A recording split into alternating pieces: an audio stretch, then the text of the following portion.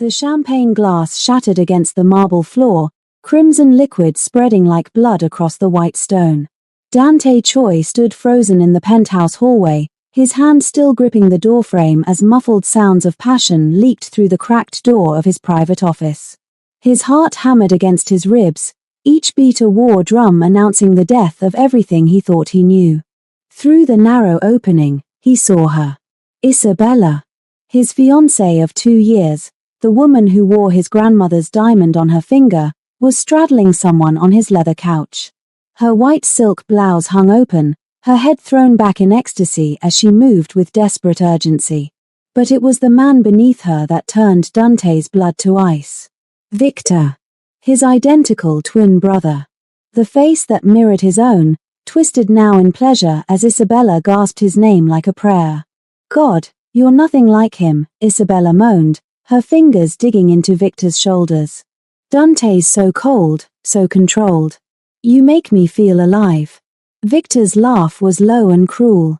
3 more days, baby.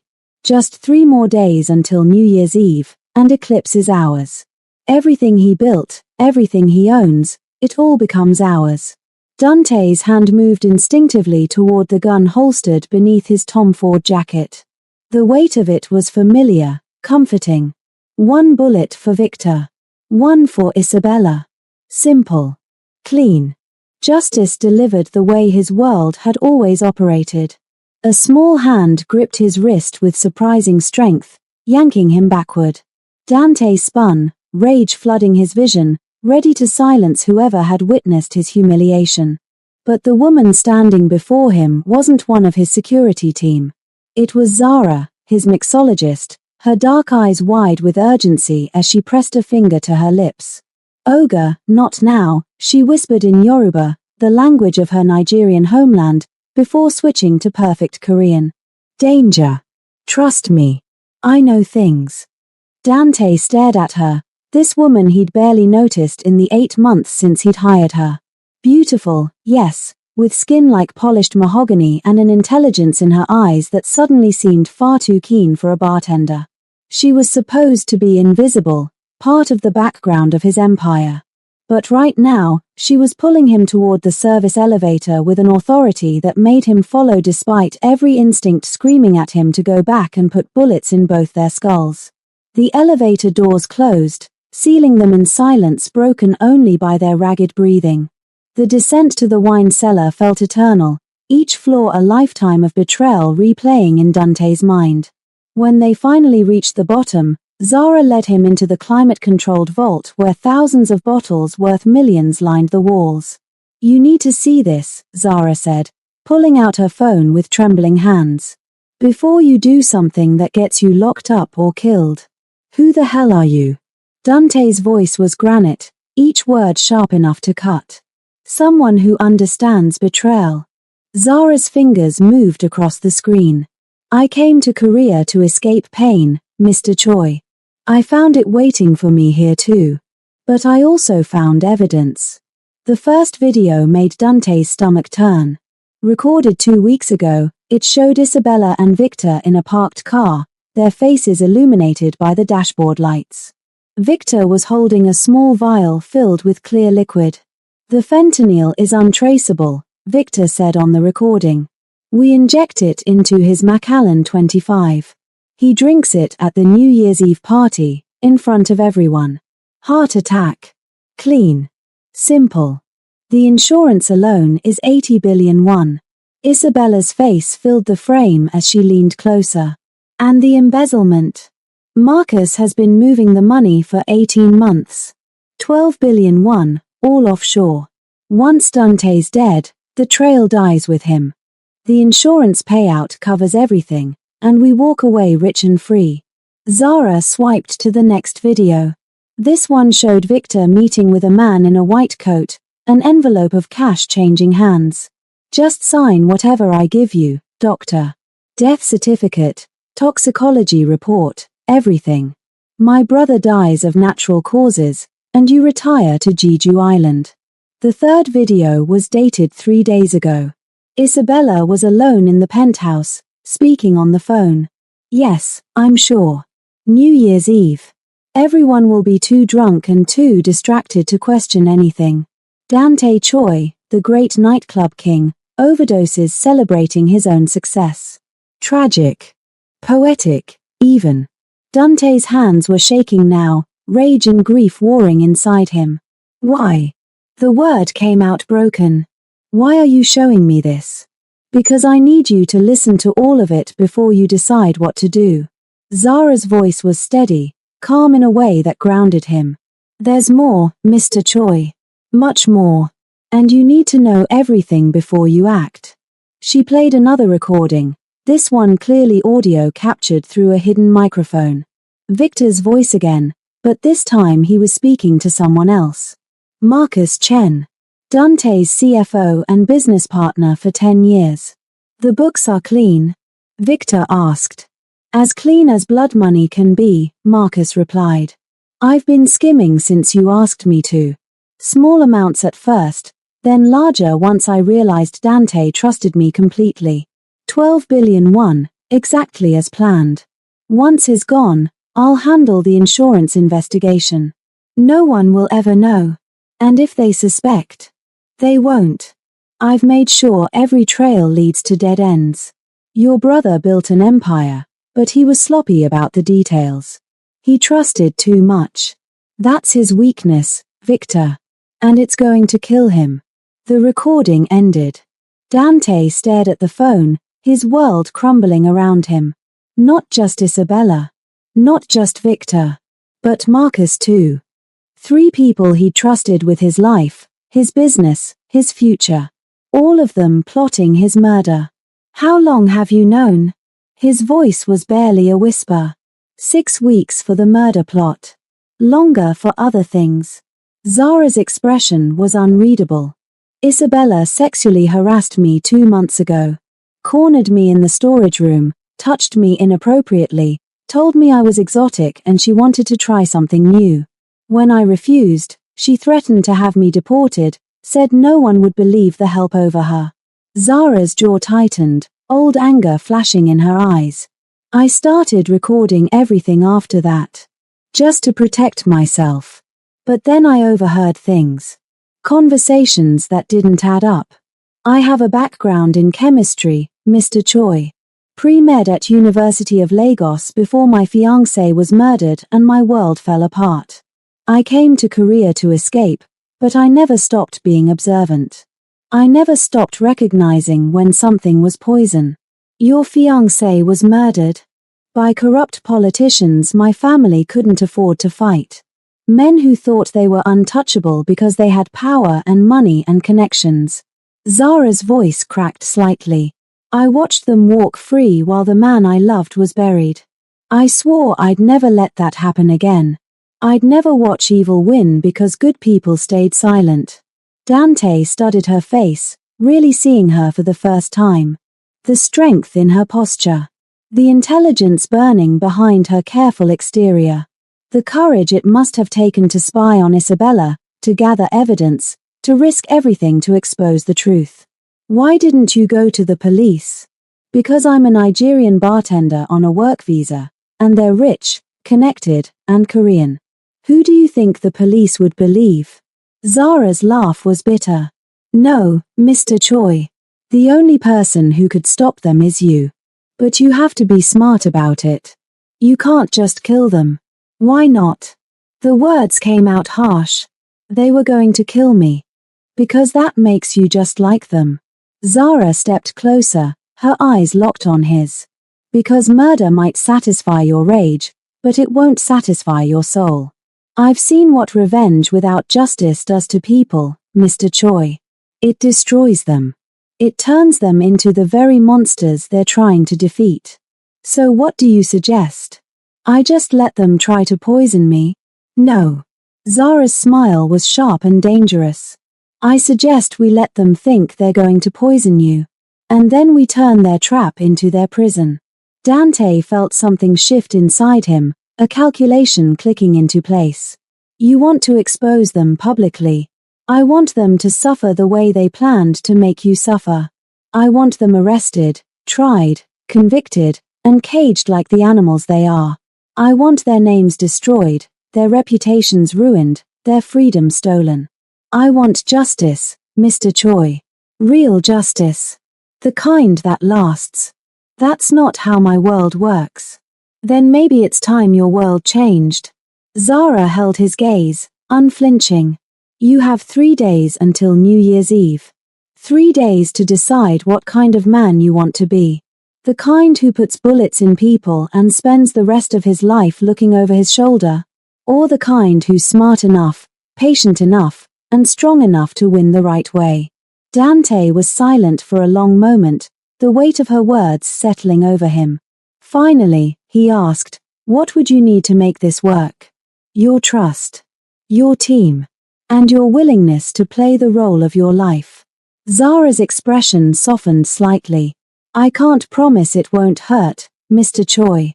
Watching them pretend to love you for 3 more days while knowing what they're planning, that's going to be torture. But if you can endure it, if you can be patient, I promise you they'll pay for everything. Dante. What? My name is Dante. If we're going to do this, if you're going to save my life, you should at least call me by my name. Zara nodded slowly. Dante, then. And you should know, I've already started protecting you. 2 weeks ago, I switched every bottle of Macallan in your collection. What they think they're poisoning is actually colored water and vinegar. You were never in as much danger as they believed. Dante stared at her, stunned. You've been protecting me this whole time? Someone had to. Zara's smile was sad. You're a good man trying to operate in a bad world, Dante. You deserve better than to die at the hands of people who claim to love you. For the first time since he'd seen Isabella with Victor, Dante felt something other than rage. It was a strange sensation, unfamiliar and uncomfortable. It took him a moment to recognize it as hope. Okay, he said finally. Tell me your plan. The secret apartment was on the opposite side of Seoul, a place Dante kept for emergencies that no one in his organization knew about except Kwon, his head of security. At 2 in the morning, the space became a war room. Kwon stood by the window, his muscular frame silhouetted against the city lights, a scar running down his left cheek from a knife fight years ago. Dr. Park sat nervously at the table, his hands clasped together as he processed what he'd just heard. And then there was Lila, Dante's younger sister, her tattooed arms crossed over her chest as she glared at the evidence displayed on multiple screens. I told you Isabella was a snake, Lila said, her voice sharp with vindication. 2 years ago, I told you something was wrong with her. But did you listen? No. Because she was beautiful and charming and said all the right things. Lila, not now, Dante said quietly. Yes, now. Lila turned to face him fully. Victor too. Our own brother, Dante. Our twin. The person who's supposed to share our blood, our loyalty, our soul. He's been planning to murder you for who knows how long, and you never suspected. I suspected he was ambitious. I didn't suspect he was a killer. Kwon spoke from his position by the window, his voice gravelly from years of smoking. I'll handle it, boss. Give me 2 hours. Victor disappears in the Han River. Isabella has an unfortunate accident. Marcus gets his throat cut in a robbery gone wrong. Clean. Untraceable.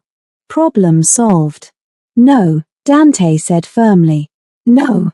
Kwon turned, his expression incredulous. Boss, they tried to kill you. They're still planning to kill you in 3 days. We don't negotiate with people like that. We eliminate them. We're not eliminating anyone. We're exposing them. Lila's eyes widened. You're going to let them live? Are you insane? I'm choosing justice over revenge, Dante said, his gaze shifting to Zara, who stood quietly in the corner. Someone recently reminded me there's a difference. Dr. Park cleared his throat nervously. If you want to expose them publicly, you'll need undeniable proof. The videos Zara collected are good, but a smart lawyer could argue they were edited or taken out of context. You need more. You need them to incriminate themselves so completely that no defense in the world could save them. That's where you come in, Doctor, Zara said, stepping forward. We need you to help fake Dante's reaction to the poison. Make it look real enough that they believe it's working, but controlled enough that we can reveal the truth when we're ready. Dr. Park nodded slowly. I can do that. Medication to dilate the pupils, increase heart rate, induce mild convulsions. It'll look like cardiac arrest, but Dante will be fully conscious and in control the entire time. And I'll handle the technical side, Lila said, her anger transforming into something sharper and more focused. She moved to her laptop, her fingers flying across the keyboard. I've already hacked Isabella's phone and Victor's laptop. I can see every text, every email, every search. I'll also tap into Eclipse's security system and add hidden cameras in places they'd never think to check. By the time New Year's Eve arrives, we'll have eyes and ears everywhere. Kwon still looked skeptical. This is too complicated. Too many moving parts. One thing goes wrong, and the boss is actually dead. Nothing will go wrong, Zara said with quiet confidence. Because we're going to control every single variable. The bottles, the timing, the location, the witnesses. By the time they realize they've been played, it'll be too late. Dante watched her as she spoke, noting the way the others in the room had begun to defer to her despite her supposedly low status in his organization. There was a natural authority in the way she carried herself, a strategic mind that saw 3 steps ahead. She wasn't just smart. She was dangerous in the best possible way. There's one more thing, Zara continued. We need Victor to confess more than just the murder plot. According to the financial records I've been able to access, the embezzlement started 3 years ago. That's the same time your mother died, Dante. The room went silent. Dante's jaw clenched, old grief rising like a tide. My mother committed suicide. She had depression, she'd been struggling for years. What does that have to do with Victor? Maybe nothing, Zara said carefully. Or maybe everything. I found something in the pharmacy records. 3 days before your mother died, Victor picked up a prescription. It was supposed to be vitamins, but the bottle contained something else. Something that would look like a suicide if taken in the right doses. Dante's world tilted. You're saying Victor killed our mother? I'm saying it's a possibility we need to explore. If he did, if we can prove it, that's first-degree murder. That's life in prison with no possibility of parole. Lila's face had gone pale. Oh my God. I was at the funeral. I watched him cry. I believed him when he said he wished he'd seen the signs, wished he'd done more to help her. And all along, he was the one who killed her. We don't know for sure, Zara cautioned. But we can find out. Victor's cocky, especially when he thinks he's won. If I can get him talking, really talking, he might confess to more than just the current plot. Dante looked at her sharply. What do you mean, get him talking? I mean I need to get close to him. Make him trust me. Maybe even make him want me. Absolutely not, Dante said immediately, his voice harder than he intended. You're not putting yourself in that position. It's the best way to extract a full confession.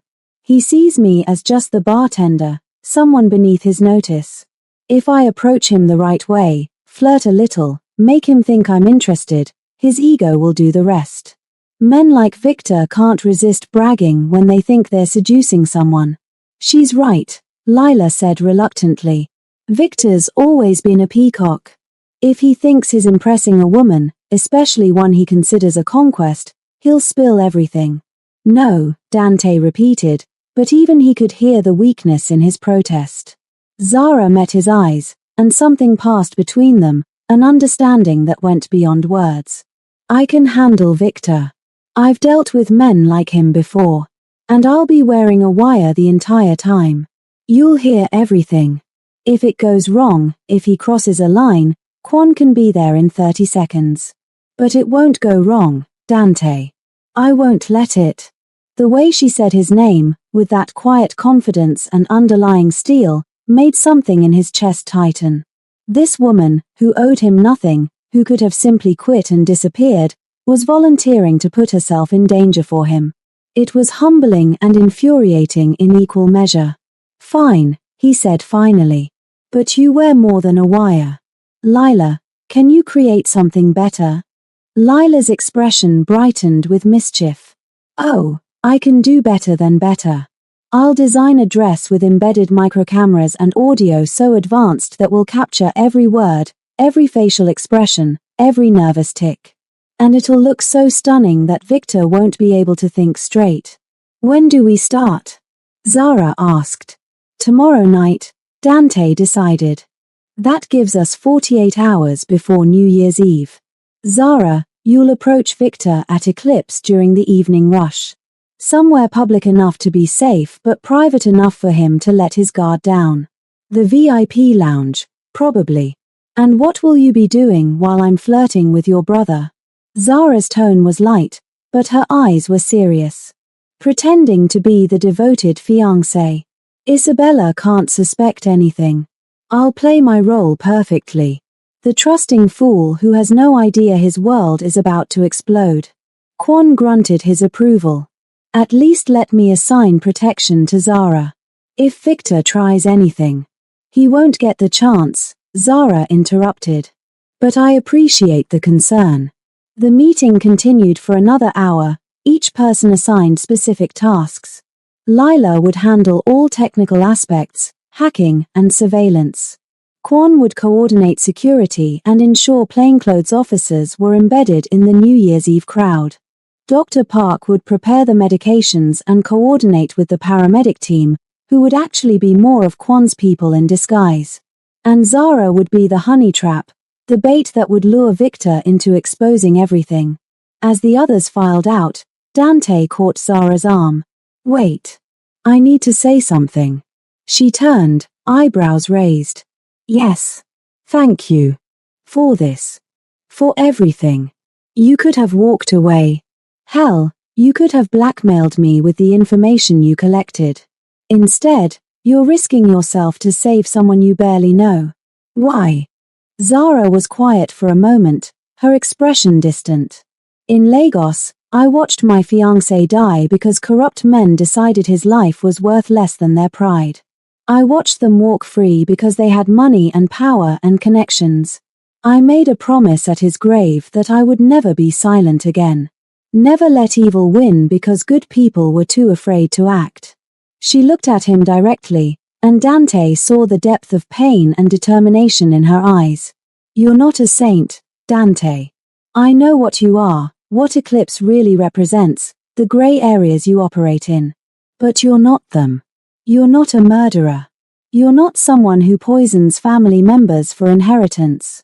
And if I can help stop people like Victor and Isabella and Marcus, then I have to try. Because if I don't, then my fiancé died for nothing." Dante felt something shift inside him, a crack in the armor he'd built around his heart.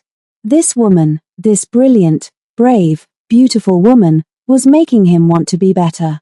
Not just for the plan, not just to defeat his enemies, but for himself.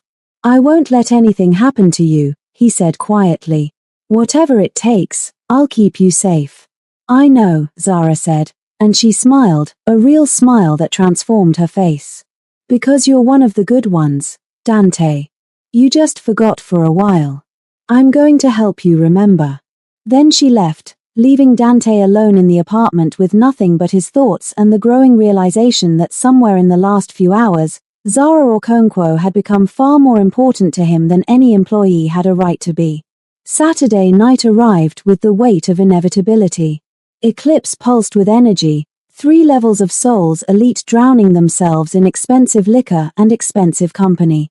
Dante stood in his private office overlooking the main floor, watching the crowd through one-way glass while Isabella hung on his arm like a designer accessory. "Darling, you seem distracted," Isabella said, her perfectly manicured nails trailing down his chest. "Is something wrong?" Just thinking about the New Year's Eve announcement, Dante lied smoothly. "Selling Eclipse is a big decision. But the right one," Isabella purred. "We deserve to enjoy life, not work ourselves to death managing a nightclub. Think of all the traveling we could do. Paris, Monaco, the Maldives. Dante forced himself to smile at her, to lean down and kiss her forehead the way he used to before he knew she was planning his murder. Her perfume was cloying, overwhelming. How had he never noticed how fake everything about her was? The smile that never reached her eyes. The affection that only appeared when others were watching. The way she touched him like he was a possession, not a person. "You're right," he murmured against her hair. "We deserve everything." Isabella's phone buzzed. She checked it, and Dante saw her expression shift, just for a second, into something calculating and cold. "I need to take this. Girl emergency. You know how it is." She disappeared onto the balcony, and Dante immediately pulled out his own phone. Lila had installed tracking software on Isabella's device. He watched as a text conversation appeared on his screen in real time. "Victor, is he suspicious?" "Isabella, no." Still the same trusting idiot. Monday night, everything changes. "Victor, the doctor confirmed the death certificate is ready to sign. Marcus has the insurance paperwork prepared. We're golden." "Isabella, I'm so tired of pretending to love him. Of letting him touch me. After Monday, I never have to fake it again. Victor, 2 more days, baby. Then we're free." Dante's jaw clenched so hard his teeth ached. 2 more days. They were counting down to his death like it was a vacation they'd been planning. He forced himself to breathe, to remember the plan, to channel his rage into something useful. Across the club, he spotted Zara. She transformed herself for the evening, wearing a red dress that hugged every curve, her natural hair styled in elegant curls that framed her face. She looked expensive, sophisticated, nothing like the bartender who usually worked in comfortable flats and a simple uniform. As planned, she was sitting alone at the bar on the second level, sipping champagne and looking like she belonged there. Dante watched as Victor appeared, right on schedule. His brother looked almost exactly like him, same height, same build, same face. But where Dante kept his hair short and professional, Victor wore his longer, swept back. And there was a tattoo on Victor's neck, a small serpent that seemed fitting now. Victor slid onto the stool next to Zara, his smile predatory. "Don't I know you?" Zara glanced at him, her expression perfectly calibrated between interested and aloof. "Maybe. I work here sometimes." "The bartender," Victor said, snapping his fingers. "But you look different tonight." "Not working. Night off," Zara replied, taking another sip of champagne. "Thought I'd see what the other side looks like." "And? What do you think?"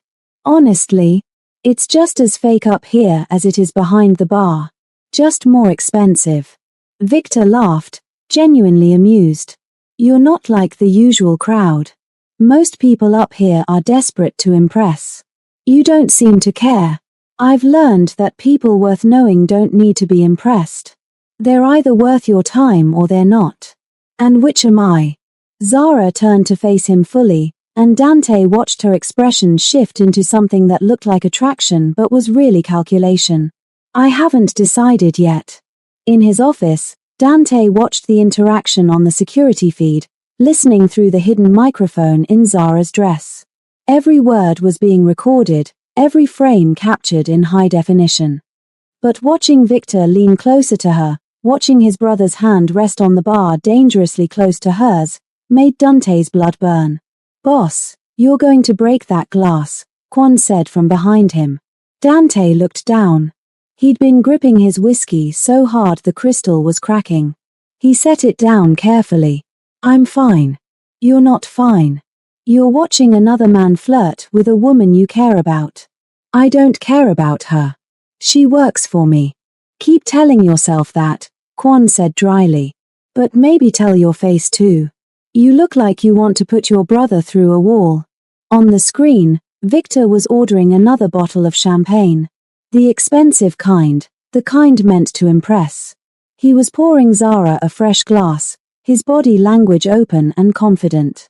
Everything about him screamed entitlement, the assumption that he could have whatever and whoever he wanted. You know what I like about you, Victor said, his voice clear through the hidden microphone. You're real. No games, no pretense. Most women I meet are only interested in what I can give them. And you're not interested in what you can take from them? Zara asked, her tone light but pointed. Victor's smile widened. Touché. But maybe we're more alike than different. Two people who see through the bullshit. Who understand that this world is built on taking what you want before someone else takes it from you. That's a cynical view. That's a realistic view. Take my brother, for example. Dante built this empire through ruthlessness, but now he's gone soft. Talking about selling Eclipse, settling down, playing house. He's forgotten that the moment you stop being a shark, you become prey. Zara leaned in slightly, and Dante's hands clenched into fists. And you? Are you a shark? The biggest one in the water, beautiful. And I'm about to feed. That sounds dangerous. Only for people who get in my way. They talked for another hour, Victor becoming progressively drunker and more careless. He bragged about the Lagos deal, about his business acumen, about how he'd always been smarter than his brother, but Dante got all the credit because he was born first. Just by 11 minutes, but it was enough for their father to choose him as the heir. Must be frustrating, Zara said sympathetically, being just as capable but always second. Not for much longer, Victor said, and there was something dark in his voice. By Tuesday, everything changes. I'll finally get what I deserve. Tuesday? What happens Tuesday? Victor caught himself, his expression shifting into something more guarded. Business deal. Big one. Can't talk about it yet, but let's just say my fortunes are about to improve dramatically. I like the sound of that, Zara said, placing her hand on his arm. Maybe when your fortunes improve, you can take me somewhere nice. Show me more of this world you're conquering. Victor's eyes darkened with desire. I can take you somewhere nice right now. I have a private room upstairs. We could get to know each other better. Much better. Tempting, Zara said, but I don't do private rooms on first meetings. Call it a rule. Rules are meant to be broken. Some are, Zara agreed. But this one keeps me safe. You understand, don't you? Victor looked disappointed but nodded. Smart girl. I respect that. But give me your number. When everything settles after New Year's, I'm taking you to the best restaurant in Seoul. No, scratch that. Tokyo. We'll fly there for dinner.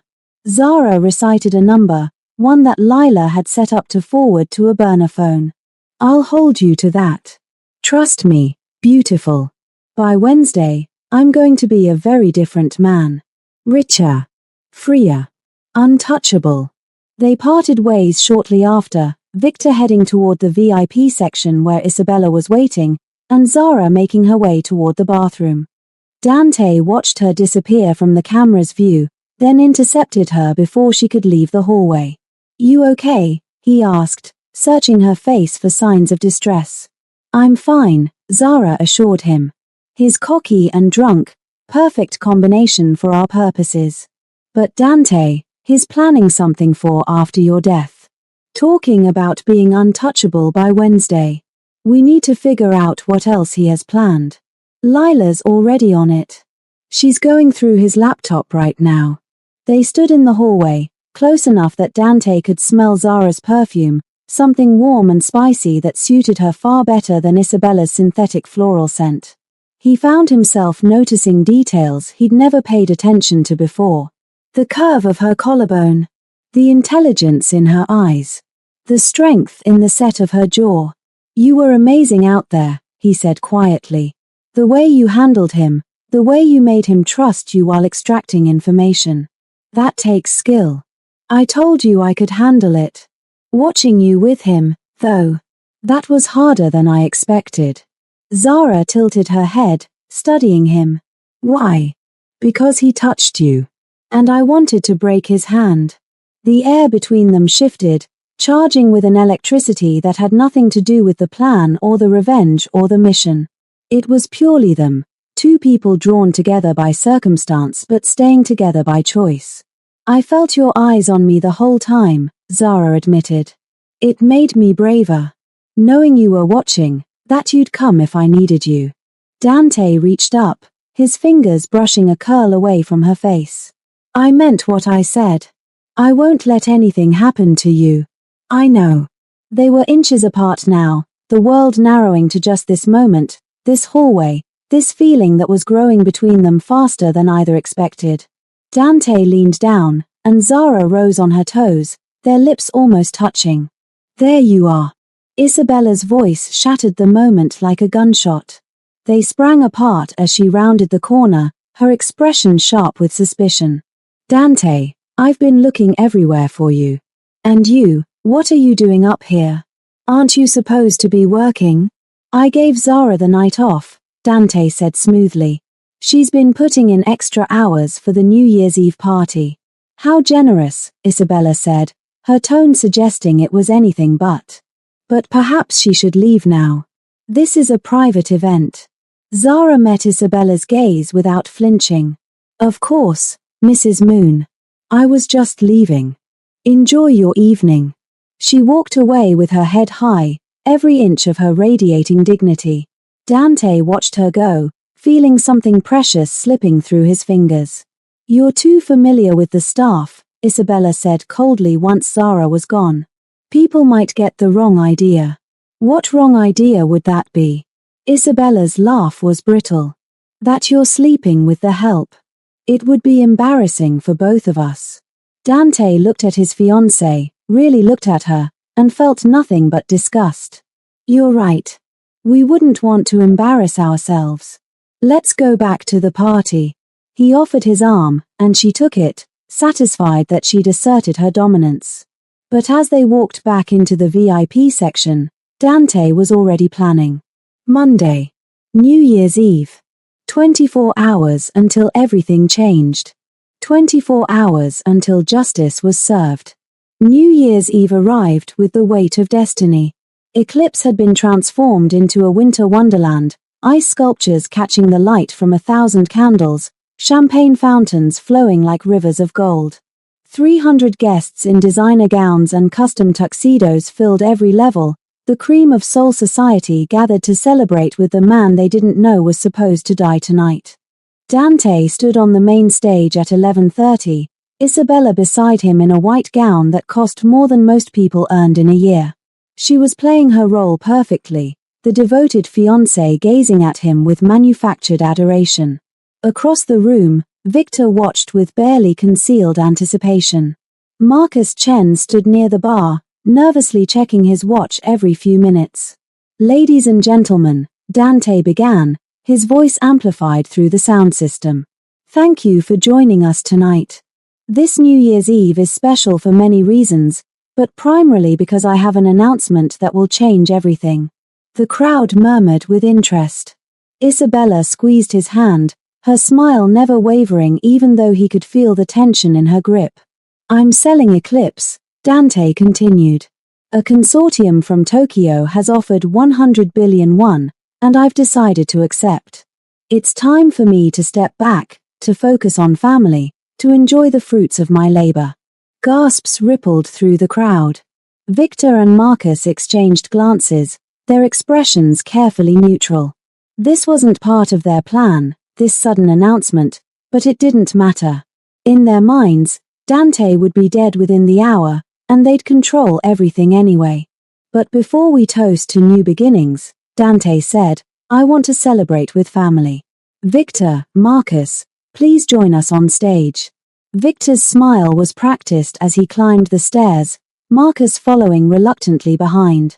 The three men stood together, and a server appeared with a bottle of Macallan 25, the same brand Victor had chosen for the poisoning. 4 crystal glasses were poured, the amber liquid catching the light. To family, Dante said, raising his glass. To trust. To loyalty. To everything we've built together. They all drank. Dante made sure to drain his glass completely, watching Victor's eyes track the movement, watching the satisfaction bloom on his brother's face. Isabella touched his arm, her expression concerned in a way that would have fooled anyone who didn't know better. "Are you feeling all right, darling?" she asked, her voice carrying just enough worry to seem genuine. "You look pale."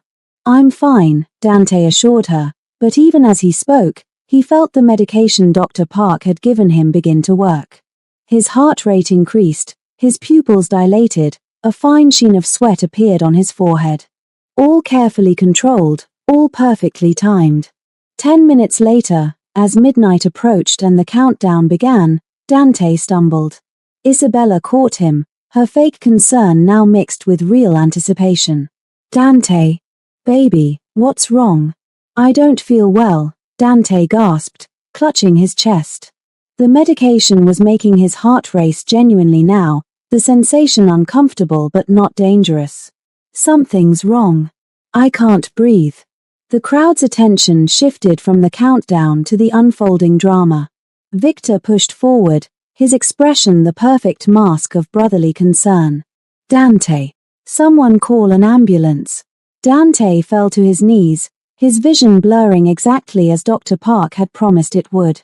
Through the haze, he saw Zara near the bar, her face a picture of controlled terror that only someone who knew the truth could recognize as acting. He saw Quan moving through the crowd, positioning himself strategically. He saw Isabella's tears, so convincing, so completely false. "Help him!" Isabella screamed. "Please, someone help him." Dr. Park appeared with his team, the fake paramedics playing their roles perfectly. They loaded Dante onto a gurney, strapped him down, began performing the motions of emergency care. Dante let his body go limp, let his eyes roll back, let everyone believe he was dying. And then, just as they began wheeling him toward the exit, he sat up. The effect was instantaneous. Gasps turned to confused silence. Isabella's tears stopped mid-sob. Victor's concerned expression froze into something almost comical. Dante pulled off the oxygen mask and smiled. "I died 3 years ago." The crowd didn't understand, not yet, but Isabella and Victor did. Dante saw the realization dawn on their faces, saw the moment they knew they'd been played. 3 years ago, Dante continued, his voice strong and clear now, amplified so everyone could hear. "My mother took pills she believed were vitamins. She died in her sleep. I blamed myself. I thought I'd missed the signs of her depression. But she wasn't depressed, was she, Victor?" The giant screens throughout Eclipse flickered to life, and video began to play. Victor in a pharmacy, buying pills. The date stamp showed 3 days before their mother's death. Then Victor meeting with a corrupt doctor, money changing hands. Then their mother's medical file, showing pills in her system that weren't vitamins at all but a carefully measured dose of something far more sinister. "You killed our mother," Dante said, his voice breaking despite himself. "You murdered her for her inheritance, and I never knew. I grieved with you. I trusted you. And all along, you were the monster." Victor's face had gone white. "That's not you can't prove." "I can prove everything," Dante interrupted. "Lila, continue." More videos played. Isabella and Victor's first meeting, their conspiracy taking shape. Victor explaining how he'd killed their mother, how he'd gotten away with it, how he planned to do the same to Dante. The affair, captured in enough detail to be damning but edited to preserve some dignity. The financial fraud, Marcus's emails showing 12 billion won stolen over 18 months. And then the final video. Victor with Zara just 2 nights ago, drunk and bragging. "I killed our mother." Made it look like suicide. Dante never knew. And in 2 days, he'll be dead too. Heart attack. Clean. Simple.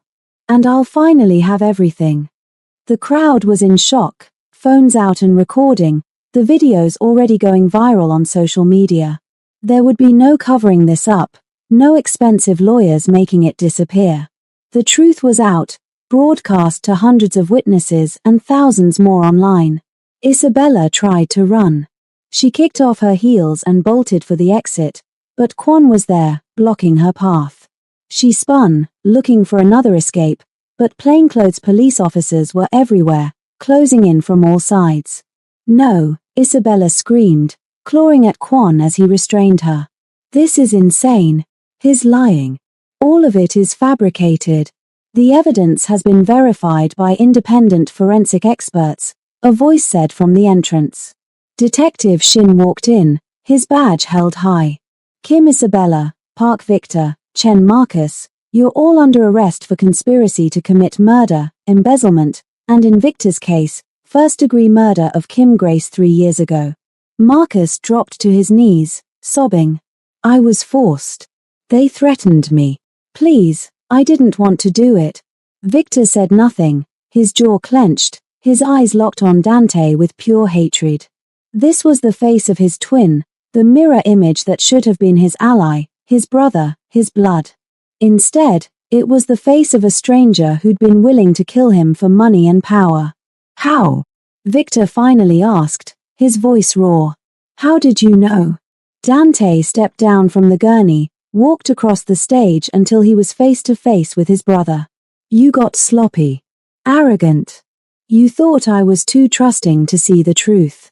But you forgot that empires aren't built by fools, Victor.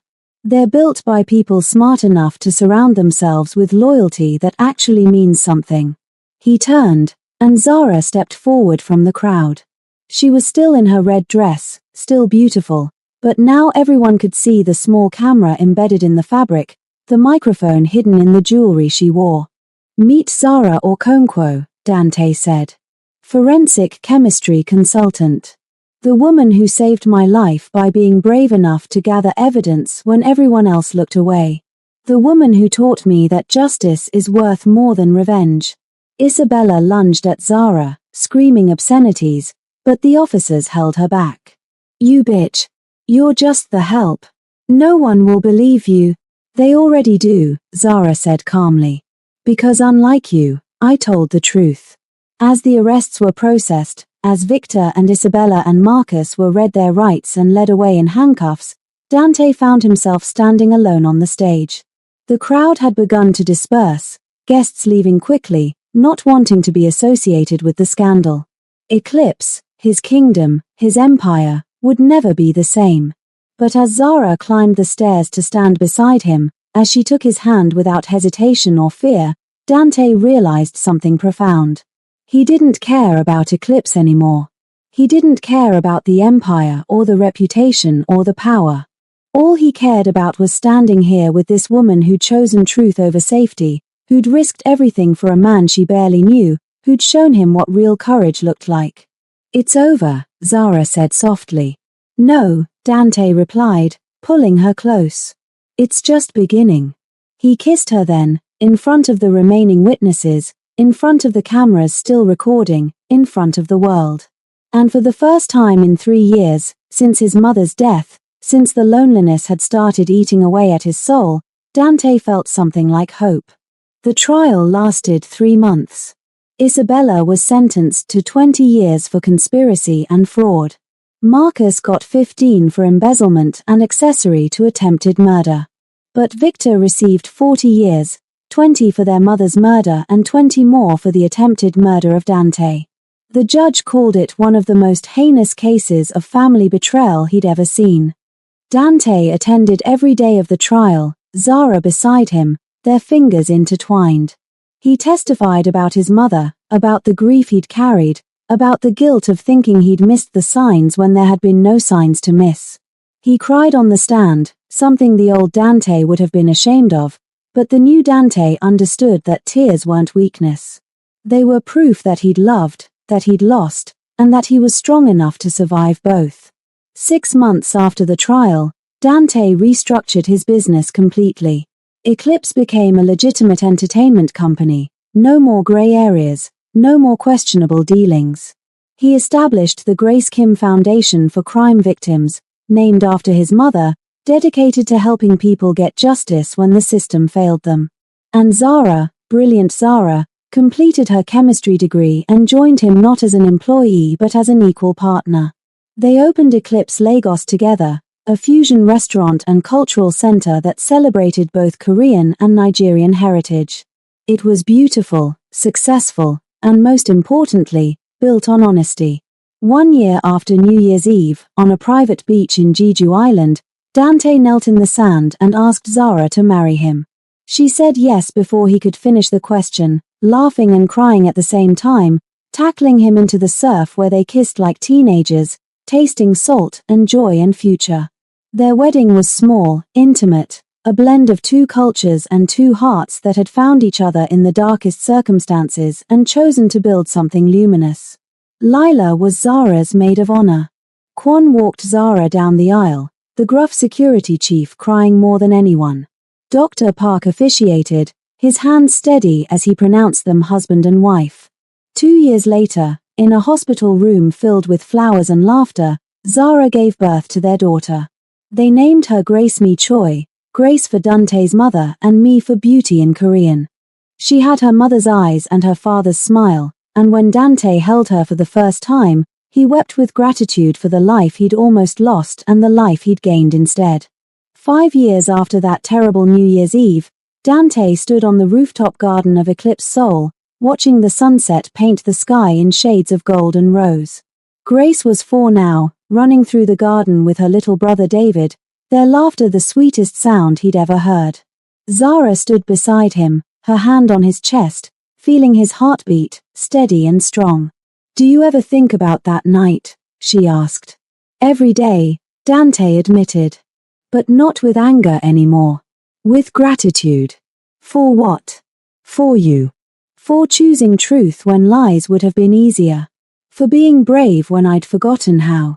For saving my life and teaching me how to live it."